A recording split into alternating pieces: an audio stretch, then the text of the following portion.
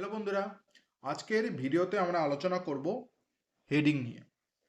Actually আপনারা দেখেছেন ওয়েবসাইটে যে কিছু রাইটিং খুব বড় থাকে, কিছু প্যারাগ্রাফ বড় থাকে অ্যান্ড কিছু প্যারাগ্রাফ তার থেকে ছোট থাকে।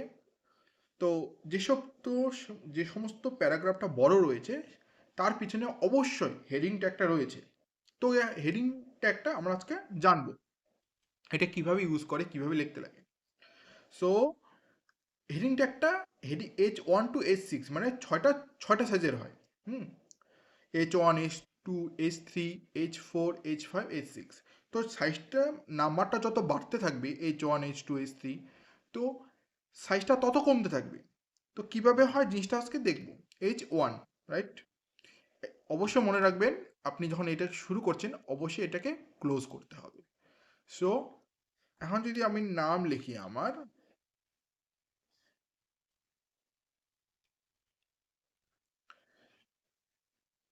দেখছেন এসে পড়ছে। ওকে, এখন বুঝতে পারবেন না। এখন যদি আমি এখানে H2 লিখি, আমার নাম লিখি, আর বলছি এখানে কোনো গ্যাপ দেওয়ার প্রয়োজন নেই, শুধু আপনাদের দেখানোর জন্য গ্যাপটা দিয়েছি। ওকে, কোনো প্রয়োজন নেই গ্যাপ দেওয়ার। দেখছেন H2টা আরো ছোট হয়ে গেছে, রাইট? তো আমি H6 পর্যন্ত লিখছি। ওকে, তো এখানে নাম না দিয়ে হেডিং লিখি, ADI heading, but heading 1,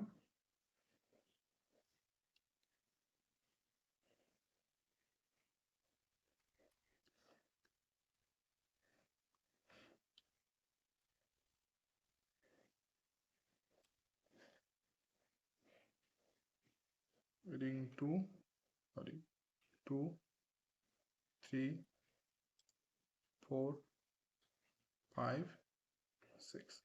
heading 7 হবে না, শুধু heading H1 to H6। So H2, H3, H4,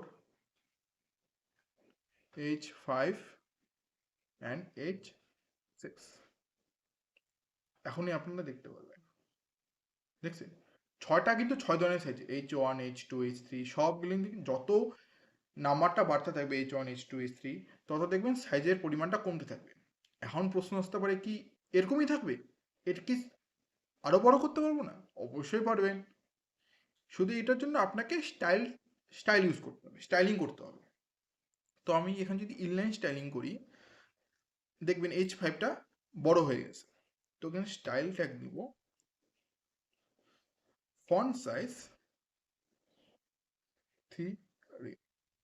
এখন দেখবেন H5টা, হেডিং 5টা এটা বড় হয়ে গেছে। এই দেখেন হেডিং 5টা H1 থেকে বড় হয়ে গেছে। কিভাবে হলো? এই যে স্টাইল ট্যাগটা যে ইউজ করেছি, স্টাইলিংটা করেছি, ইনলাইন স্টাইলিং, তো এর জন্য হয়েছে। ওকে, তো আগের ভিডিও আমরা যত আগাবো আরো অনেক কিছু জানতে থাকবো।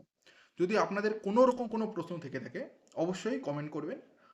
সো আজকে ভিডিওতে এটুকুই। তো নেক্সট ভিডিওতে আপনার সাথে দেখা হচ্ছে। বাই।